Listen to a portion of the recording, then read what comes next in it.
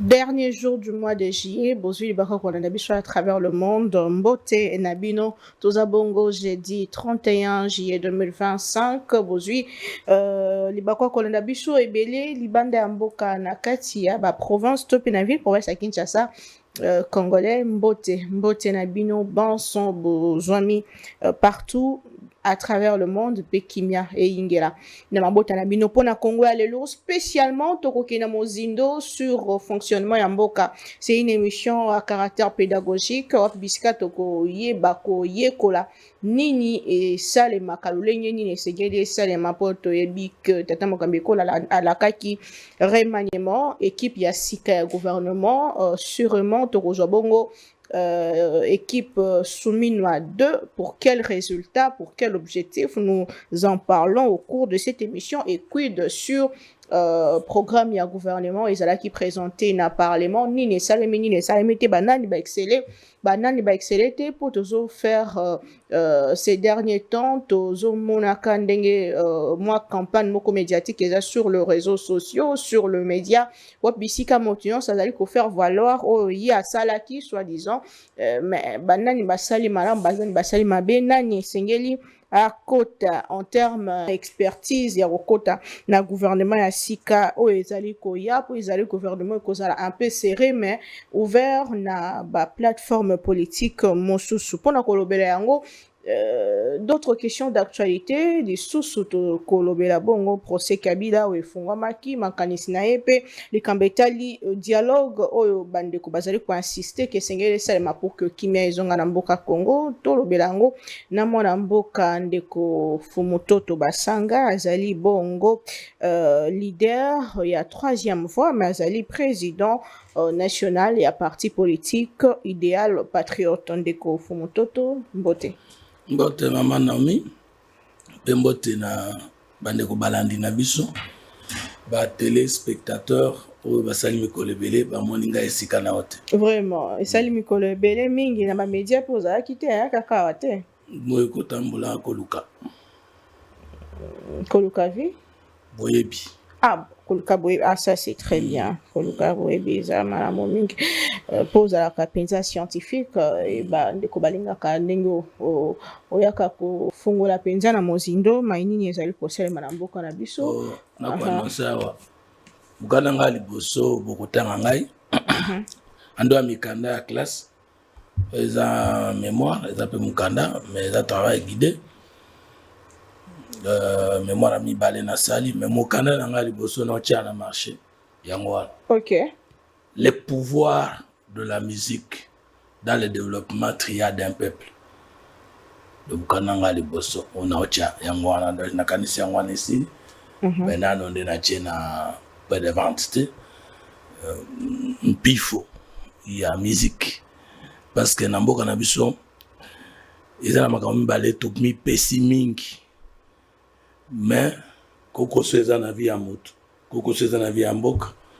Notre comité na niveau tulingi to koma mais ce que tous autres na prière ezelo kwa nzambe le ko chasser démon na bia moto musique David ayemba kango elongola démon na bomo ya Saul mais biso tulingi musique mingi pe tulingi pe prière mingi alors livre nanga liboso ezali le pouvoir de la musique dans la bonne gouvernance d'un pays, Yango, et Yami Balé Kozala, le pouvoir de la prière dans le développement d'un peuple.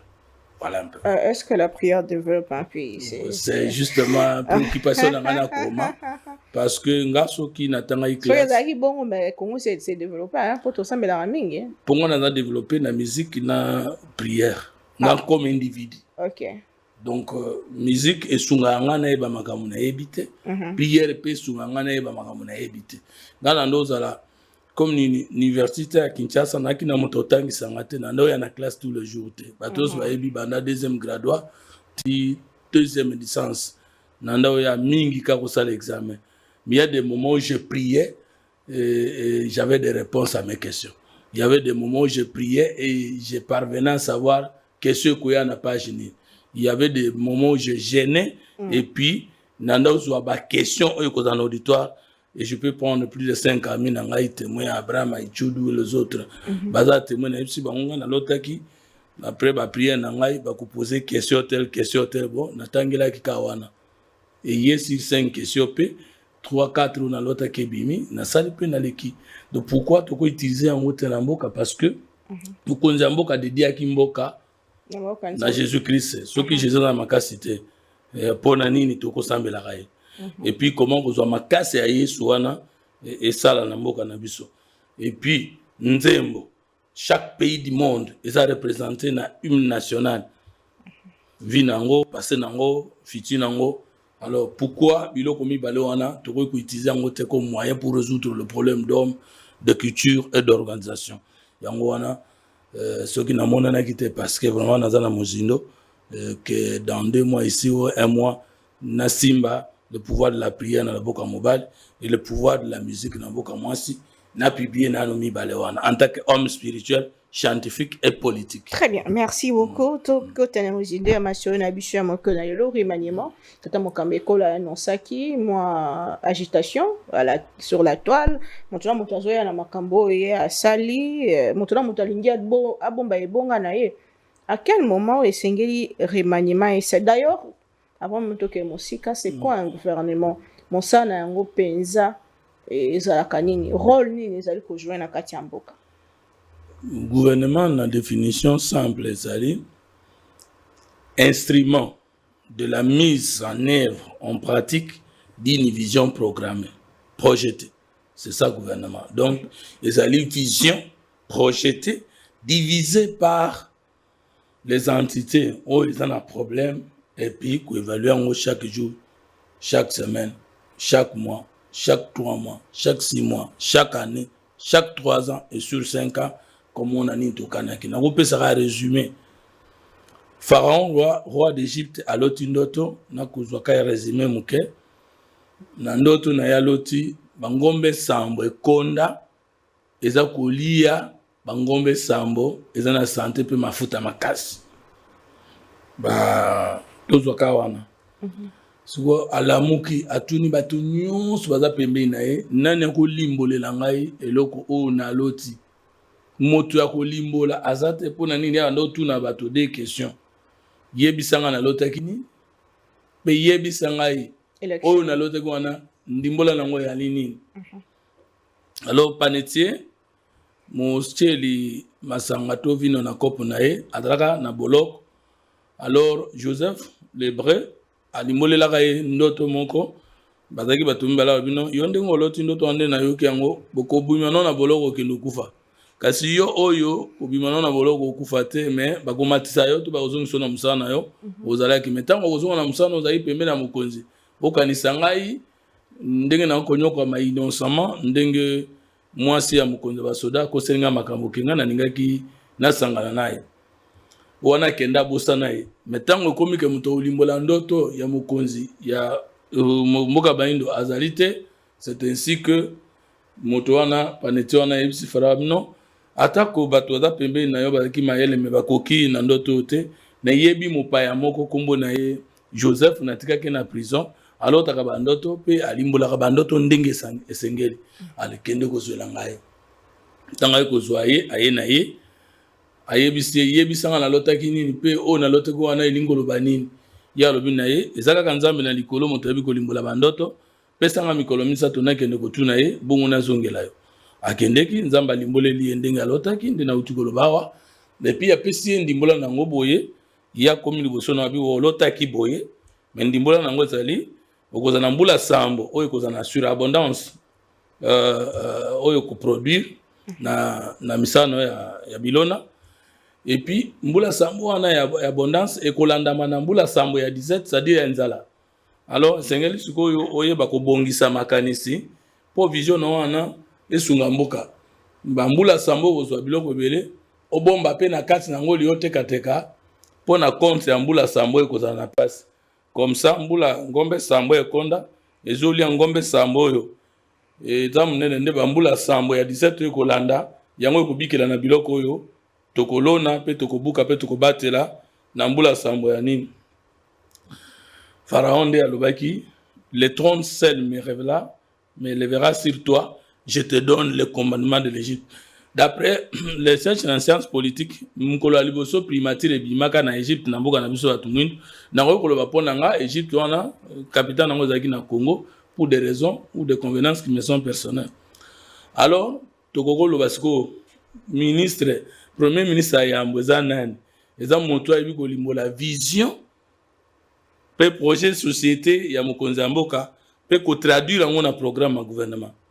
Donc Joseph nde mutu ayebaki kozwa ndoto ya mokonzi ya mboka na projet na yango vision nango emoni selinaye emoneli na ye et projet nango liboke ya makambo ya mulai pe ko réduire yango na journal d'action exécutive elingi koloba nini mokonzi ya mboka awa toke na deuxième mandat na tikina makambo premier mandat oyebi kinga nazalaki moko na bazaleo bato bazalaki ba communicateur to ba panzi sangoto ba tatoli vision ya mokonzi ya mboka pona campagne ya mokonzi ya mboka pona deuxième mandat. Tozaka na politique na komisa to batibete ba yeba kango te zaka vision ezelo ko mususu zali emoneli na yo ya mokili contrairement na bato mususu na mokili na vision misato zali na ba gauchiste so na ngolo ba boye ba droitiste so na ngolo ba boye donc ba libéraux ba socialiste na biso bata troisième voie lokola nga nazali moboti ya katikati ya politique na Congo to ba voie du milieu voie du centre ngainde na yaki nango na Congo. Maintenant vision wana sikoyo après vision ya les projets de société vision ezali komona na nyonso et ko ça le matin 100 ans après ata 1000 après mais emone na bino mokili eza ndenge wana projet de société ezali emone wana mulai wana musika na munene wana botelemisi makonzi nini neti na kopesa exemple biso na troisième voie idéal patriote vision na nga ezali développement triade moto azali biteni misat moto azali elimu moto azali nzoto moto azali mabele. Ça c'est notre vision. Sikoyo projet de société na biso ezali ni projet de société na biso eza état famille toko tonga famille poto tonga l'état toko tonga l'état poto tonga famille soki baboti bapesi biso bano baza bien éduqués et que l'état asungi baboti na ko éduquer banana malamu. Les enfants bien éduqués de la famille sont de bons ministres de demain, de bons DG de demain, de bons ADG de demain et de bons directeurs de demain, de bons ministres de demain. Mais ce qui l'État sungi baboti te et que baboti bazwita a éduquer bana malamu te, les produits périmés de la famille et cause à la produits périmés na ba institution pe ko bebi sambok wana siko tokotala na projet de société wana okomona tokotala les 7 termes de l'alliance boyoka na biso maloba sambo na peuple croire. Le Congolais doit croire au Congo. On ne peut pas développer le Congo si on ne croit pas au Congo. Savoir, le Congolais doit connaître le Congo. On ne peut pas construire ce qu'on ne connaît pas. Et puis pouvoir, le Congolais doit croire au pouvoir ici du Congo. Et le pouvoir du Congo est le pouvoir du peuple. Congolais ont rêvé te mukolomoko, azwa Congolais a bomaye, simanaye, azwa bokonzinaye a diriger. Et puis, esprit, il faut développer d'abord molimo congolais. Kolongi sango na ignorance, kolongi sango na la peur, kolongi sango na la pauvreté. Et puis tout suit les corps des Congolais. Faut kolongi sa congolais na lutte contre la malnutrition, la maladie et l'insomnie. Et puis toyo kozwa sikoyo milliers. Tokoyo ba ke Congo ezana biteni misat milliers primaires 11 ans ba pesa biso, milliers secondaires option to créer. Na milieu tertiaire oyo tokozala développer na ndambo zamba pesa na mingi zamba pesa ki na ndambo biso mututo pesi ndenge France komi ndenge États-Unis komi. Après tout ce qui se dernier terme ezali l'alliance nouvelle ni koloba l'homme est un être individuel, collectif et contractuel. L'homme doit se réconcilier d'abord avec lui-même. Pour avoir mutabe bisamboka ami bebi sakana no yemoko parce que na moto zona mibe komine mobe kwa liboso ko bungela nzambe na yote. Mobe kwa mibale ko mibungela yo moko te. mobeko ya misato kobungela moninga ndeko na okolomboka te mobeko ya mine kobungela mboka na yo te mais soki nasi nazongi na esika ozoloba likambo etali vision ya tata mokambi ekolo projet de société mpe bongo na bongo obi ke premier ministre ye nde azomema mpenza ye nde akozwa ndoto ya mokonzi wana na projet na yango amaterialize yango sikawa mpo na nini te kokende na changement ya gouvernement mais totikala na remaniement est-ce que yango elakisi ke mama Soumino amemi mpenza projet ya tata mokambi ekolo loyenge elongo bani ososoli soki eza bongo baréalisation nini ezali palpable ezotalisa peuple que ye asengeli koumela wana alors ok donc tokozwa sikoyo ndenge outi kotuna tozwa sikoyo concrètement na mokonzi ya mboka vision ya mokonzi ya mboka ezani na deuxième mandat projet de société mokonzi mboka ezani na deuxième mandat pe programme du gouvernement ya mama Soumino premier ministre chef du gouvernement ezali nini tokoki kozwa mokonzi mboka ta tokoki battre campagne vision ezaki makambo misato likambo ya liboso unité nationale likambo ya mibale la paix pardon la sécurité likambo ya misato la prospérité nationale donc nde tokendeki na mandat mokonzi mboka mibale asengaki suffrage ya bakongolais na makambo misato na kopesa bomoko soki bopesi nga bokonzi na bino na kopesa bokengi so bopesi bino bokonzi na bino pe na kopesa oyo tobengi bofuluki to bomengo na nzela ya misala to na nzela elongi nyonso bato nyonso basalaka vision na yango wana maintenant projet de société na ezali les 6 engagements oyo alapaki ndai mokolo ya campagne na stade de martyr yango wana programme ya gouvernement de mama Soumino nde apanzi yango pona kolakisa na misato oyo ezali vision ya mokonzi na lobi yango unité na lobi yango sécurité na lobi yango prospérité na misato wana ekabwani na 6 projets phares ezali projet de société to bengi 6 engagements alors nini ekosalema na mokolo yango tout ça la conseil des ministres eza pona kotala par semaine, qu'est-ce qui a été vu, qu'est-ce qui a été projeté, qu'est-ce qui a été fait chaque jour. Mais comme il est difficile d'évaluer les activités chaque jour, parce que l'évaluation journalière et ça, les manakats, il y a un moment qu'on a un service là. Parce que l'évaluation hebdomadaire et ça, les makas, na conseil des ministres. Et puis après, il y a une évaluation mensuelle, trimestrielle, semestrielle, et puis annuel, tout que 3 ans, et puis 5 ans. Maintenant, quand est-ce que va ça le remaniement? C'est Nathan Wotalete, Moutou Yambazana vision, et Zaline, Bongo, Mokonzi Mboka. Il fait partie du pouvoir exécutif, en partie. Parce que Mokonzi Mboka a exécuté vision na yepe, na attribution étaliée, a exécuté pe, na impulsion na ye, Mibeko Mboka na ba valeur Mboka. Alors, exécutif n'a pas bicéphale. Dans les 2 institutions, l'institution président a dans un domaine exclusif naie, institution gouvernement a dans un domaine exclusif naie, et puis dans un domaine de collaboration. Dans le total, mokonzi mboka nyaka peuple ndé apesa kaye mandat ti asiku ça mandat na la constitution. Kasi premier ministre ezali mokonzi mboka ndata laka nani akoki kokumba makanisi na ngai oyo bulu na ngai oyo malamu na tango mokonzi mboka ye moko parce que moto achaka moto ndaye ba ko évaluer ye parce que moto achaka moto ndaye ba acheli pona nini pe akomisa ye wapi tango yoki remaniement elingi koloba mokonzi mboka monete mokumbi vision na projet de société na ye azana ona likamate azali malamu na misala oyo atindi ya sala pona kolatisa ndoto na ye ndoto ndere manyima kasi soki mokonzi mboka monike na ndenge tokende boye premier ministre to première ministre oyo tozana ye azokoka suko kumba ndoto na ngai te nde basalaka changement de gouvernement mais ezala changement de gouvernement ezala remaniement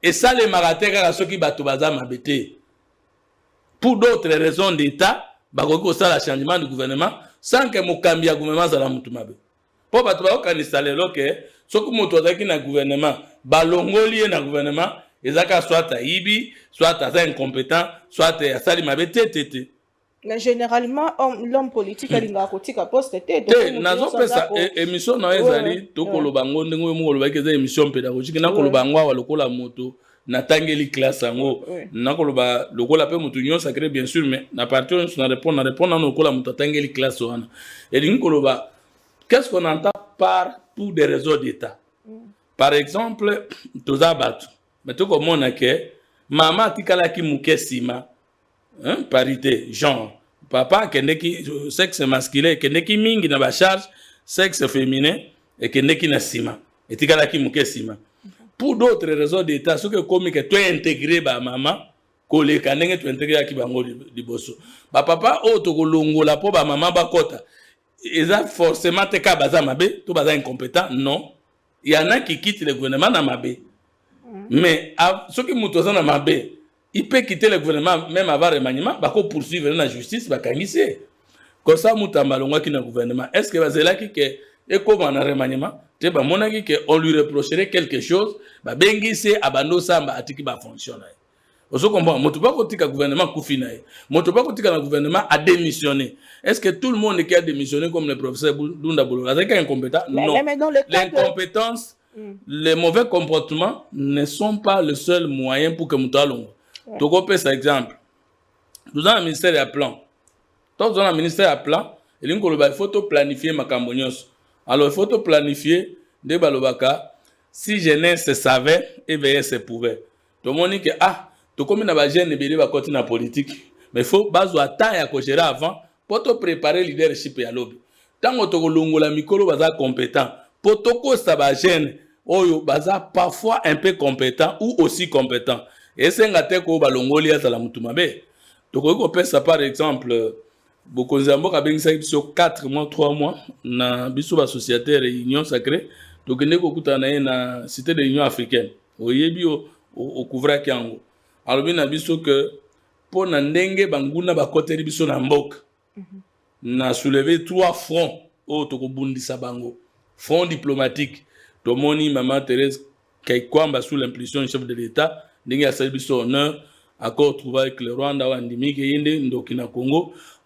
Déclaration de principe signée avec AFC M23 na Doha yango tuzana nzela directement toko kena kimia nzamba sunga biso po esalema yango mokonza mboka lobaki front mibale ezali front militaire yango toko mona ke toko ndungwana na bango parce que so ezaki volonté na bango sans que armée na biso ebunda mbele eloko moko te pekisa bango bakokisani balobaki bakoya na Kinshasa na mois de mars sikoyo basoda na biso bakobunda ya solo tozana basoda parce que ngana ko yebso que selon ngai l'armée la plus puissante du monde c'est mon armée l'armée de la République démocratique du Congo le FARDC pour armée wana ebunda kana brassage na kat ebunda kana mixage na kat ebunda kana infiltration na kat ebunda kana ba certain militaire commerçant. Donc l'armée wana pour ça la tête 10 minutes de bataille c'est que ça armée moko formidable. Fro wana elendi. Fro ya suka mgonza mboka lobaki fro populaire. Na fro populaire lobaki plus de cohésion nationale poto bundana monguna. Maintenant cohésion ngoloba ko ça la gouvernement de large union nationale c'est-à-dire large union nationale ngoloba ko kendeli susu et pas bateau to yakina bango elongo lobité avant batomboki bakotela biso na mboka mokonza mboka alansaki les consultations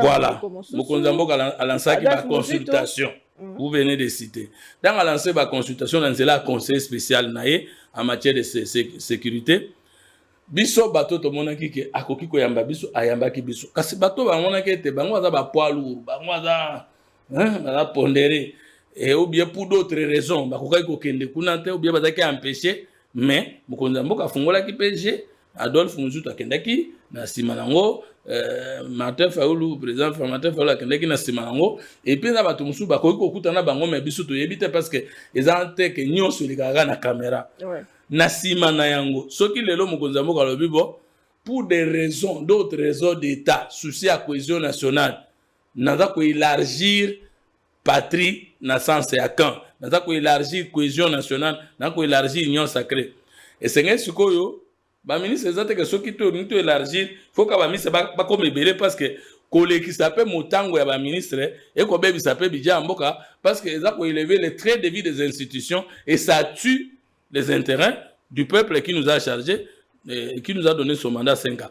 Est-ce que tu as parce que avant de élargir, tu as 50 ministres par exemple mais tant otombi bato nyonso ke bato musu bayuti kuna bayena biso longo toke na certains ministères non tant toluka par exemple totikala kaka na nombre de ministères wana tokitisa nombre de ministères wana esenga sikoyo moto mosu azali kosala mosala malamu to mabe pour d'autres raisons d'état toloba na ye to ngai te mokonzi ya mboka aloba na ye to ye moko aloba mokonzi natikeli nano yo nga na si nasali mpo ozwa marge ya manœuvre ya créer cohésion nationale. En ce moment, quiconque va quitter le gouvernement, 10%, 30%, 40%, ezateka parce qu'il y a incompétent, ezateka parce qu'il y a mabé, ezateka parce que mokonzi mboka sirikeli était. C'est pour d'autres raisons d'État. Mais parlons de l'évaluation. Une année, près d'une année après, gouvernement soumis ainsi, il faut évaluer en termes de pourcentage par rapport il y a programme on va déposer qui va présenter qui n'a parlement. Est-ce que le gouvernement soumis a réussi? Bon, nakoki koloba boye que après une année tous les cas qui a wana média to la kisaki na bokebi pe na bosembo nini na domaine na domaine etambolaki. Oui. Mais tokoki koloba que na maman soumis lui-même elle-même comme premier ministre tokuti mbeba te.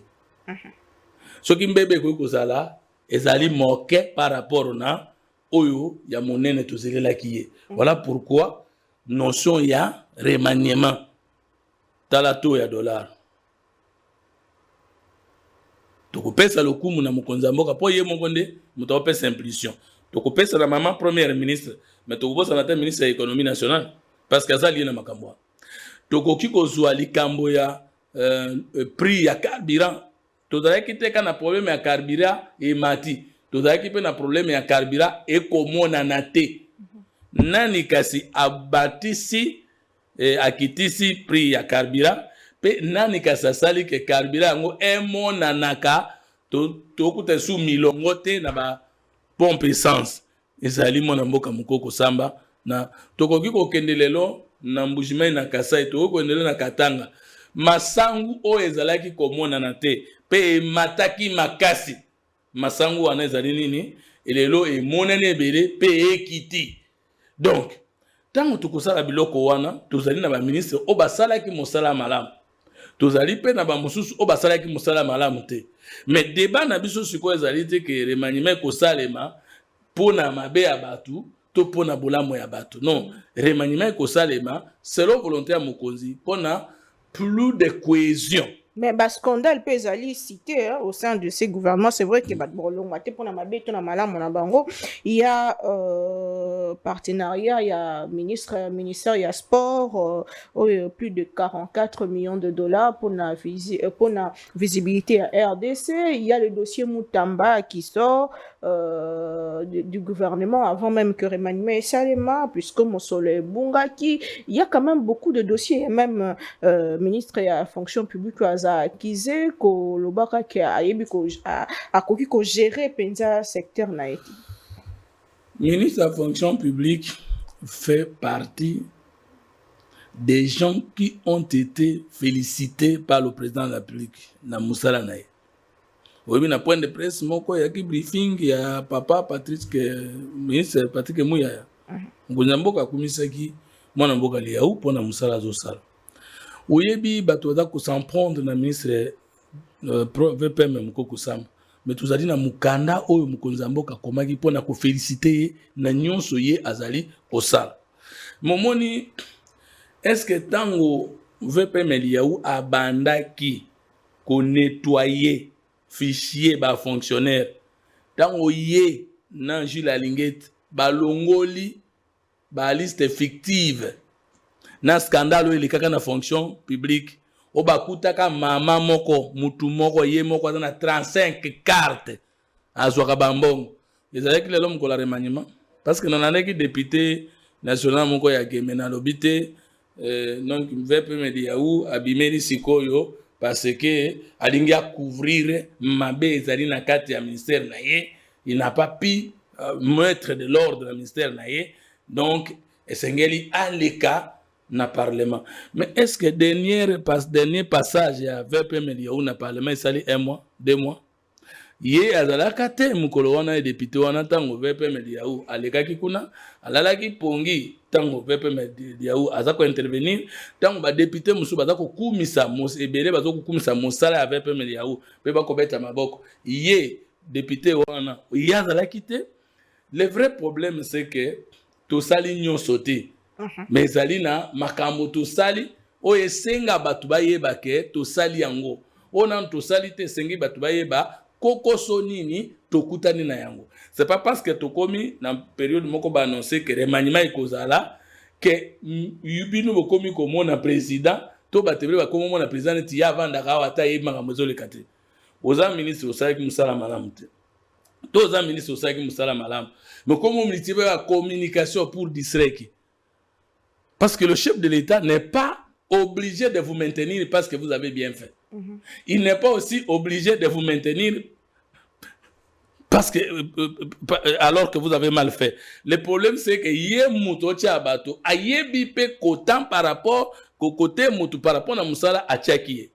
Na koko pesa yo quelque chose. Tango VPM Diawa commis na ministère de la fonction publique, akutaki 631 000 agents au babengi, baza mécanisé te. Babenga kanini, ozana numéro matricule, ozana salaire te. Babenga ngo NP, non payé. NI est une nouvelle unité, non payée. C'est-à-dire, vous avez déjà à l'État, mais vous avez solo ya mukola salaire na yote, vous avez budgétisé. Tant que vous a longoli irrégularité wana, vous avez que mécanisation ezali droit, ezali privilège té. 181 000 agents, vous avez a zongisi, baza kozwa salaire lelo. Ezala ki annonce ya remaniement. Est-ce que le remaniement depuis Baloba qui est maintenant une semaine salemite, comment tu peux tout faire dans 2 jours? Ce qu'aujourd'hui, avant VPM Diawa comme on a mis la fonction publique, qu'est-ce qui s'est passé? Makamboya mécanisation des agents, ils ont centralisé dans le cabinet. Mais il y a des services et qu'il y a des services, il y a des services autonomes pour nous faire la makam. Mais tant que tu es là, batu musu to benga ngo ba brebi galeuse balingi ba bebe sa processus akoki ko gangela bango te parce que to komi pembeni na remaniement. Non, moi je crois que ça c'est un faux débat ezali côté wana. C'est vrai qu'il y en a qui pensent que des abo soka bimisi mabe ya moninga yenda ko kitana ye. Je crois que ce sont des bonnes guerres peut-être, mais des guerres immorales. Je crois que la politique a tout sans parler de les éviter. Sécurité grandissante à Kinshasa, même en pratique. Maintenant, vous avez parlé de Didier Boudimbu. Oui. Didier Boudimbu a sali peut-être ce que les gens ne comprennent pas.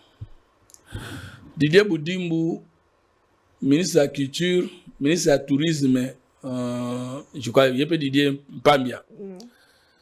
Bazana, logique autobengaka, soft power. Soft power ezali que ezali teka ka mindu kinde koko teka to ko défendre image ya mboka. Na soft power tout na culture, tout na musique, tout na mode, tout na danse, tout na gastronomie, tout na sport. Ndeteka ka mboka. Dango Didier Boudimbu amoni na ba attribution na ya ministre ya sport que Rwanda azali na PSG, Azana Chelsea, je crois na Bayern, plus de 4 grandes équipes de football na monde. Oyo yebi ke na monde entier ko tala boye. Ezalaka mingi match na catch, de eloko ezalaka spectacle, tout le monde regarde, parfois au même moment, mais catch ko na match te quand même. Peut-être de ma part, mon moins na mona neti match nde to landaka biso sur monde entier, du coup koleka. Maintenant, hier, à l'obité Congo, pe koki koza na place, wana pe tokote ka image na yango. Beba yokani. Mais koyoka na wana poise à la mbongo ebi mekende kuna, il faut le kana concert de ministre. Mais 44 millions, ça sent. Tenga na yokaki eza 10 millions par année et plusieurs saisons. Et puis na 10 millions wana, ezali tende bato azolo ba pona entraînement kolata mayo. Eza d'abord ba entraîneur ya Barça baya ko entraîner ba équipe na biso awa et puis ba kendaka na chaque saison na 50 jeunes congolais kuna ko entraîner bango kaka na mbongo wana ba pesa biso sale munene na kati ya stade ya Barça kuna autre que exposa biloko na biso nde na uti koloba na soft power awa et puis tango bango azwi mbongo wana kaka na monta wana nde batike bango azoya bazokende et kaka na mbongo wana nde bazolekisa pendant les matchs panneau publicitaire na biso RDC Cœur de l'Afrique kaka na mbongo wana nde tozwi sale wana ya ko exposa biloko na biso kaka na mbongo wana nde soki basala entre ma balataka mayo ya RDC. Est-ce que toza mboka liboso kosala? Est-ce que bamboka nyonso basali yango ezana peut-être à mon niveau, je ne sais pas quel niveau c'est un problème, mais je pense que ce que nous ne connaissons pas existe. Par rapport à Magamboleki, Olobi Ndeko Mutamba, Yatangaki Ndeko Didier Boudimbo, mais c'est la justice. Ce que Batangio, les magistrats instruits à charge et à décharge. Ministre, Sengina, ministre de la justice, Yakala Rose Mutombo, inspection générale de finance, pe Mokoya Baya Sinaref, Baya ko. Eza mabete soki entre-temps bangope bazana makambo eza lié na bosembo to na mabe na makambo eza kuna.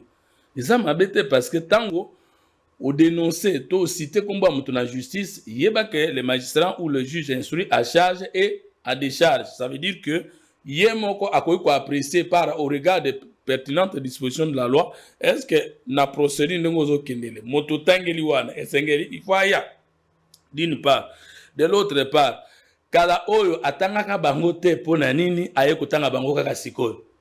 Nini ya yebi Msengeli batoana baya bajila lingeti banini sikoyo oyo ya yebaka avante. Pourquoi alors avoir balbanini naloba pourquoi ni tango nyonso wana procès na pe bandile lote abengisa batoana te malinga bengisa ngona ndeni. Est-ce que bazalaki ensemble bayokana ki contre mboka mais siko lokola ye akwei na poursuite judiciaire bien sûr parce que nanu bakateli likambote kalingi pe batumusu bakende ensemble pour bazalaki ensemble ou bien alingi kokende ye mon côté ou bien tout simplement alingi ndeko salir bande comme ça. Tout ça c'est le juge qui va apprécier mais biso ce qui nous préoccupe zali bolingwa mboka evimba koleka pour que Congolais ne soient se retrouver. Mais comme état du changement à gouvernement et bien na bato surtout opposition ngambo ya la muka bazo kanisa ke na tango esengela kite to lobela changement to pe remaniement tango esengeli oyo ezali tango fali to kene na cohésion nationale c'est-à-dire dialogue intercongolais dialogue oyo bandeko ya senko baza ko senga pacte pour la paix pacte social pour la paix. Ensuite, tout le monde a ceux qui ont changé le gouvernement, tout le monde là-bas. Mais dans le bas, il y a changement de gouvernement lorsqu'il se pose un problème au niveau de la chef du gouvernement dans les cas d'espèce. Mukambi ya gouvernement, azana kokosuna mukonzamboka to yebi kolimbola. Makambamboka te to azoko kako manager ba département d'état te. En ce moment-là, moche ye akoki kosenga ye a démissionné. To Parlement a koki kolekanaye na censure à quoi. C'est ça non? Les fonctions, il faut qu'il y ait que premier ministre Batiaka est un chef de l'État, mais Balongola est un chef de l'État. D'après la Constitution. Batiaka est un chef de l'État, mais la Constitution dit clairement que les fonctions du premier ministre prennent ou de la première ministre prennent fait par décès, démission ou motion de censure à quoi na Parlement. Bon. Dans les cas d'espèce, to kende ki na ba élection to za na pouvoir te uti na coup d'état peuple a voté qui Félix Tshisekedi Antoine Tshilombo na 74% du suffrage universel exprimé et tigala au salemate na tango to za ko exercer mandat ya peuple contestation ezanga te opposition ezanga te refus ya bato ezanga te contradiction ezanga te na démocratie baninga musu balobi te bango sengeli bazwa les armes contre le choix du peuple. Bazui Baminduki contre le choix du peuple. Bazui bango moko na volonté na bango te Rwanda na sima na bango parce que Rwanda yemoko andimai ke acha kimia na biso na des escalades militaires au esali près de 30 ans. Sukoyo Mukonzambo a lancé dialogue. Consultation Mukonzambo atinda ki na nzela conseil spécial na eza dialogue te. Tato kene kuna tusola kite. Il y a dialogue. Ndenga ayambaki le président Martin Fayulu. J'arrive. Tango ayambi président Martin Fayulu basola kite. Dans le pays, Ayambi, Adolphe Muzitu et les autres, parce que Batonyo soit Bayambi, Baleki na télévision. Pour des raisons d'État, et ça les marabons on a mouka mobimba. Batonyo soit Ayamba qui va soit un chef de l'État, te dialogue ou tu n'as mot dit à Batonyo Baleba Sola, non? Ce qu'on a su, que tu as bimisa gouvernement, ce qu'on il faut changement de gouvernement. Mais tu as changé de gouvernement, n'engeni programme, n'abisso, projet, société, chef de l'État, et ça dit dans les 6 piliers là, les sous-engagements. Vision, n'abisso, zalika, unité, sécurité et prospérité. Donc, comme ça, la consultation pour n'ani plus de cohésion nationale et contredit vision de la campagne interne. Unité, c'est ça la cohésion nationale. Maintenant, ce qui t'a changé, Premier ministre, c'est Sikoyo. Tu as reproché. Bango, bazana biloko ko reprocher, ba yebisa biso. Mais même si ba reprocher, et que tu écoutes que biloko on est fondé, mais le la bango te ba tiaki été. Est-ce que pour tous à la cohésion nationale, il faut tout le monde dans le premier ministre. Dans le gouvernement, on tourne dans combien de premiers ministres? Parce que même si on oppose, on va vendre ça, on va prendre la biso mutumogo, à l'opposé, à la premier ministre, ce qui bazala qui n'a pouvoir. Est-ce que bakoyoka? Tu peux changer premier ministre Salini. Tu peux changer premier ministre Salima Beni. Tu peux changer premier ministre te reprocher depuis que tu vois que moi ça ton gamba mbokate maman Fifi Masuka yoana za ko étonner na laba. Moi, ça, ton gambokate, maman Souminona, à sa côté, madame. Dites-moi, tu peux changer d'engagement. Est-ce que pour opposant, ayo Canada président, il faut que tu aies premier ministre. Est-ce qu'il n'y a que la fonction du premier ministre qui permet à Moutoukosa la bola monamboka? Mais tout le monde que toujours que nous sommes là pour poste, mais toujours poser problème à départ à premier ministre. On demande une chose sur contrôle. Donc, ils ont dialogue même de que, bah, nous sommes tous sur la même quelques jours, quelques minutes seulement. Mais le président a accepté. Le président Martin Fayulu fait une déclaration politique et il dit au chef de l'État, je vais vous rencontrer. Et ça est 48 heures de Bayambi. Nous n'avons pas besoin de féliciter le président Sekedi. Bon sens d'écouter. Le président Adolphe Muzitu. Bah, mon anaki. Maintenant, le problème c'est encore à quel niveau. Maintenant, sur le même biso, tokoko ça la gouvernement il faut tout le dialogue à 5 ans. Tout en étant partiellement d'accord que le dialogue à 5 ans est faisable. C'est que le dialogue est dans le partage à poste. Et c'est une contradiction. Tout ça, le gouvernement, mais toujours que nous sommes la porte au Canapon à Kamambok. Au moment où Tango Macron a dissous de l'Assemblée nationale, il a reçu toute l'élite de la classe politique française. Par contre, sur le gouvernement, est-ce que la condition est que pour sur la France, il faut suspendre le gouvernement? Non. Ce qui est balingi, parce qu'il y a une opposition, mais il y a la liberté dans le monde. Tout le monde rejoint l'union sacrée, pour tout le monde à côté de soutenir vos Konzambok. Ils n'ont qu'à venir. La main tendue du chef de l'État et Bandaka Moukola Lusa peut-être serment. Comment conditionner le remaniement gouvernement avec le dialogue de la 5 ans? Alors que le dialogue là, ils ont sur la pointe en boca, ils ont changer ma poste. Sinon, ce n'est pas le moment. Le moment est la cohésion nationale. Mais est-ce que si on ne va pas au dialogue pour chercher à former un nouveau gouvernement pour que Baton soit quota, pourquoi que le gouvernement cause à la remanier était avant dialogue? C'est là que moi je ne comprends pas. Tout ce qui est vrai, c'est que Mugolomo va congolais va senga dialogue, balba peuple que na okendo senga poste politique. Mais ba dialogue est sur kenda et soukana kukabola gato. Est-ce que c'est to continuer ndingwana? Est-ce que tout c'est to peut sa prime d'encouragement na bato ba fingaka pour baya ko intégrer bangolobi, na bato ba zui manduki ba bomba ba congolais pour baya ko zo bango, ba comme sous excellence. Moi je crois que c'est pas une bonne chose. Ce qui au salaki rébellion, ce qu'on sait qui agression, ce qu'on sait qui opposition, tu as eu des revendications. Est-ce que les revendications n'ont pas eu que l'on va bongisa? Et c'est Ngali qui va changer le gouvernement, tu as premier ministre. Si je me suis actualité rapidement, c'est ça. Azako jugé inopportune ouverture et à procès devant la haute cour militaire contre l'ancien président Joseph Kabila. Baron Bazali Kotal Sakeza ko risqué d'après institution et après il y a démocratie ko fracturé nation. Pour avoir été membre de la plénière du 500 que j'ai défendu en âme et conscience, je ne peux pas critiquer les communiqués du 500. Parce que j'ai été membre de la plénière à 500 et c'est la première institution qui m'a honoré à la République démocratique du Congo. et qui m'a donné le statut d'un justiciable de la Cour de cassation. Et lorsqu'on voulait me tuer à Lodja, ni t'étais le statut à membre à la plénière, il y a Sensa Benakoufa. Parce que c'est cette institution qui m'a permis que Balongo Langana Liwana, parce que malgré qu'il y ait justiciable à la Cour de cassation, on a pu m'arrêter de 8h à 10h dans Mkolekoya, de 10h à Mkolalelo, de 10h à 18h à Mkolekoya. Donc, mais si j'ai quitté le Sensa, c'est parce que j'ai trouvé que nous allons soutenir le chef de l'État, nous allons dans l'union sacrée, je ne peux pas continuer à siéger dans l'institution, dans ma communiqué, et ce qui n'est pas en contradiction avec le régime que je soutiens.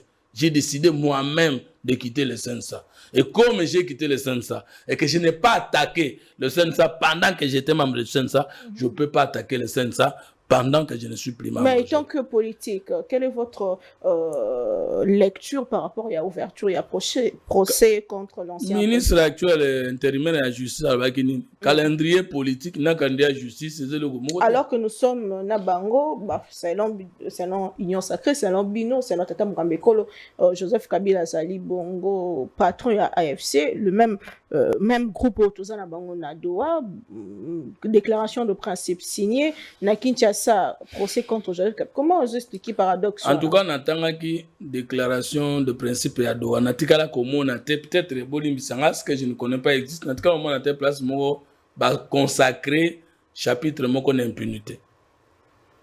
Natikala on a test comme balobi que mutuo so sala ki mabe na Congo, ceux qui te yokani to restaurer l'autorité de l'État pour ne parler que de ça.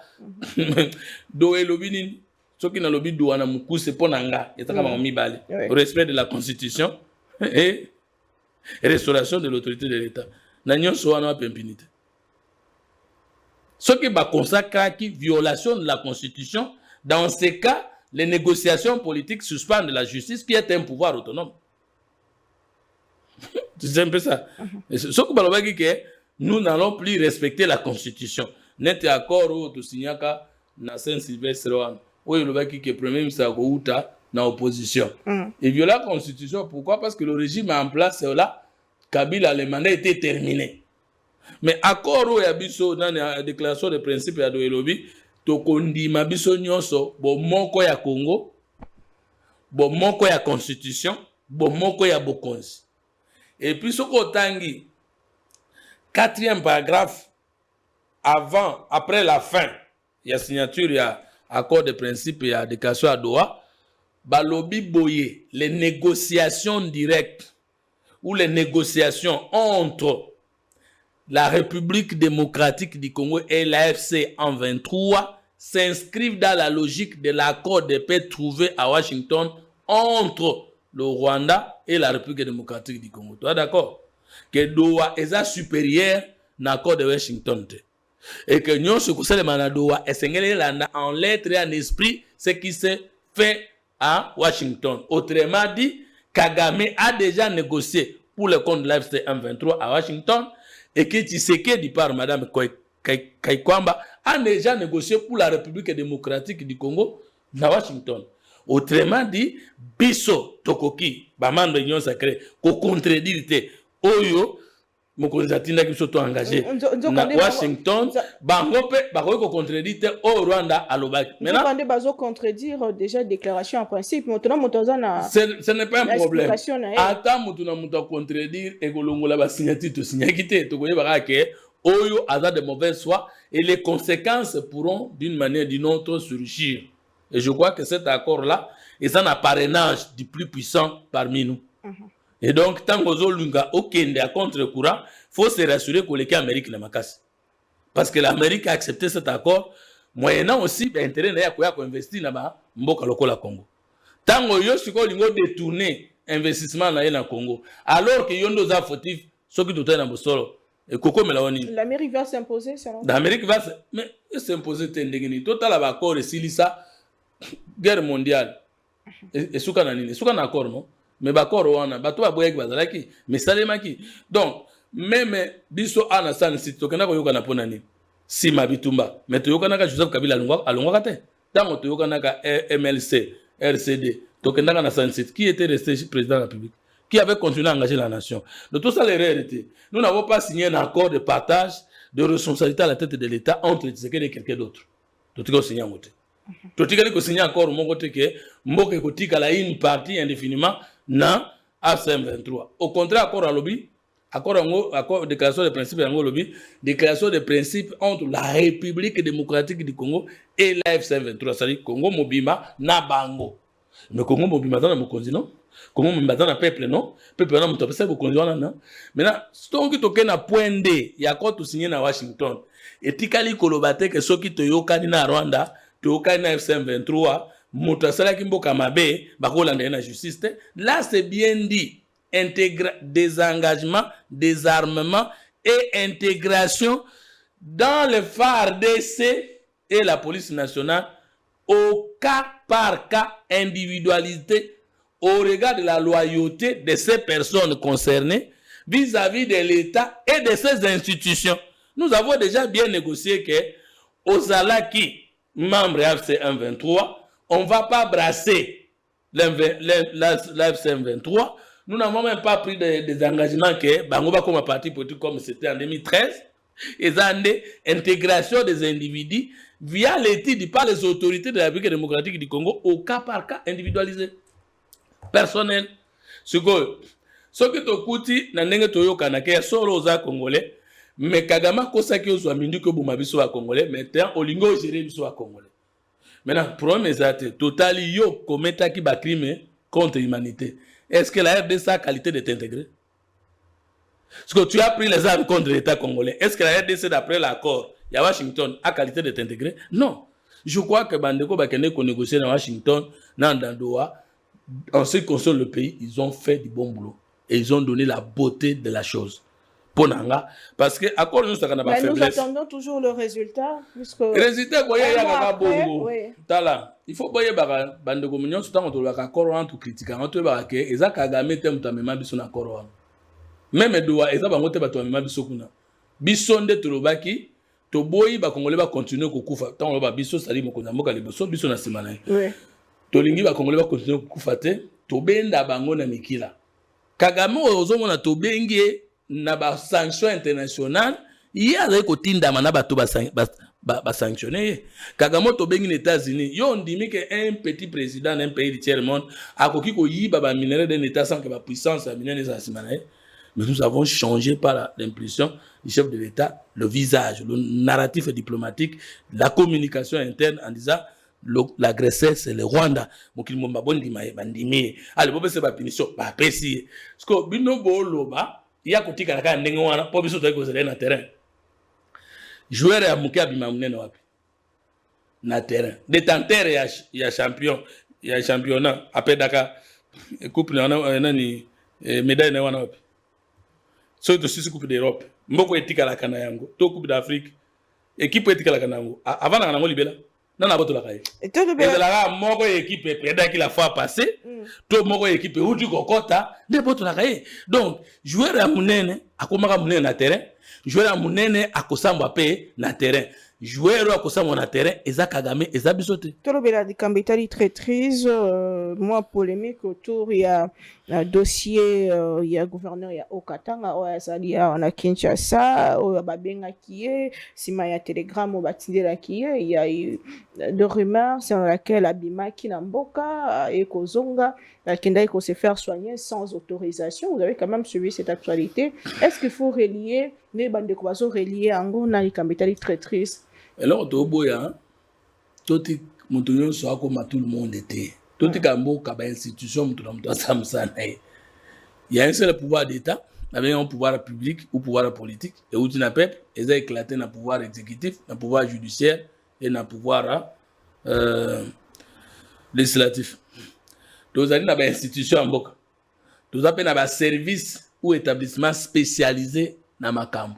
Par exemple, bah poursuivre la moto parce que bah au kanisake asala ki mabe to ba moni ki asala ki mabe alingi ameka na bomo ya mukonza mboka na biso. Na tango dossier wana eza na parcours judiciaire ou eza na ba service.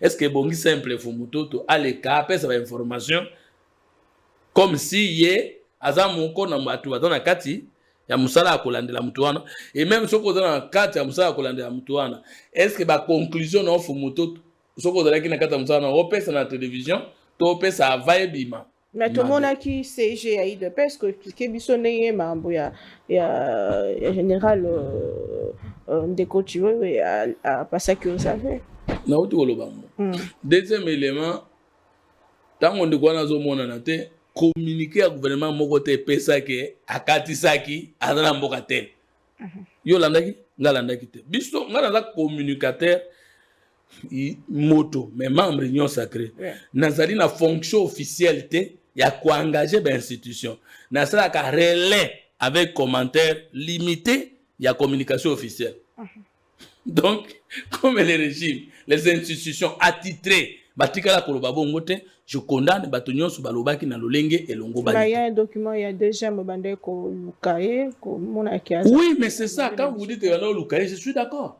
Parce que déjà maintenant dans ma coquille koloba na Lukamoto, avis de recherche, vous avez monnaie na aéroport, vous avez monnaie na port, vous avez monnaie na balabal, vous avez melangaye. Mais le ko la baluka qui c'est quoi ça? Attends, c'est quoi? Na Kinshasa. Voilà. Maintenant, yo motolobaki ke akimaki na Zambie. Yo motolobaki ke akelaki. On peut aussi t'interpeller. Yo tango lobaki akimaki koto qui t'avait dit ça. Ce que eza ya solo, fournir peu va service va preuve. Ce que eza ya solo te mais qui t'a demandé de spéculer. C'est ça, l'état de droit to lukango, te cas sur les opposants, te cas sur les jeunes, to lukango eza loza muto a pouvoir. Eza loza muto a pouvoir te. Ce que sali makambo eza di malamu te.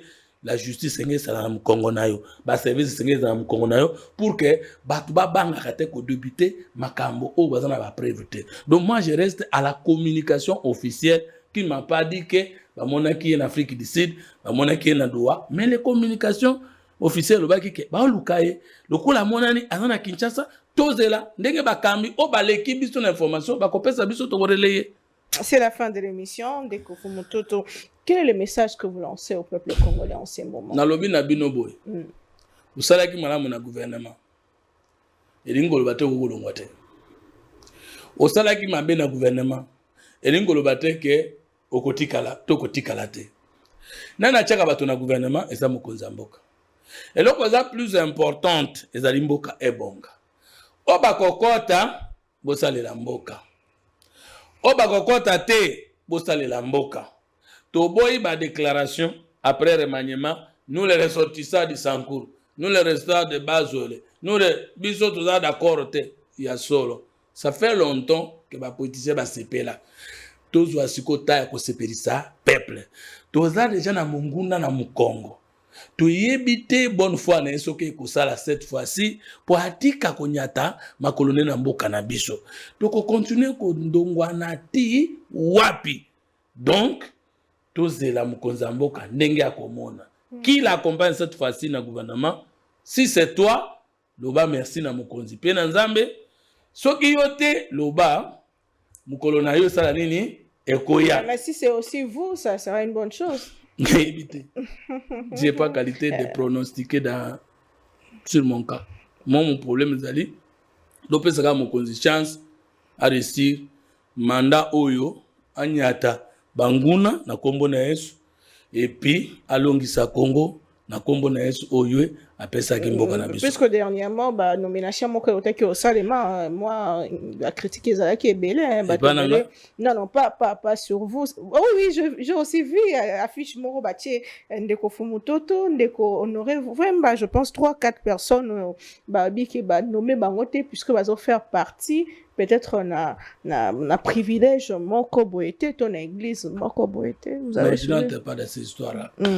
Le prix à payer c'est que est-ce que Fumutoto défend bien les chefs, les acquis de l'autorité et l'image des marques du président Tshisekedi, des institutions de la République. Si c'est oui, ça l'est dans ma moelle. Sincèrement, vous n'êtes pas frustré. Vous avez frustré une colbanine. Que c'est pas l'idée, mon thème passe. Nini. Yo so moi nanga frustré depuis Yebinga. Moi, il y a ce que je ne perdrai jamais jusqu'à la fin de mon souci sur la terre, c'est ma joie et ma satisfaction. Je suis un homme spirituel, je suis un homme scientifique, je suis un homme politique.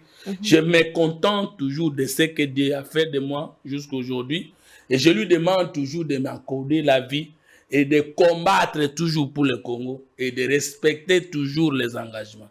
Dans tout cas, vous savez que non, on a critiqué celle-ci pour nous. C'est pas principe. Vous comprenez? J'ai accepté de soutenir le chef de l'État. S'il y a une raison de quitter l'Union sacrée et qu'on a la tête pour passer un poste. Merci beaucoup, moi, Mboka. C'est la fin de l'émission.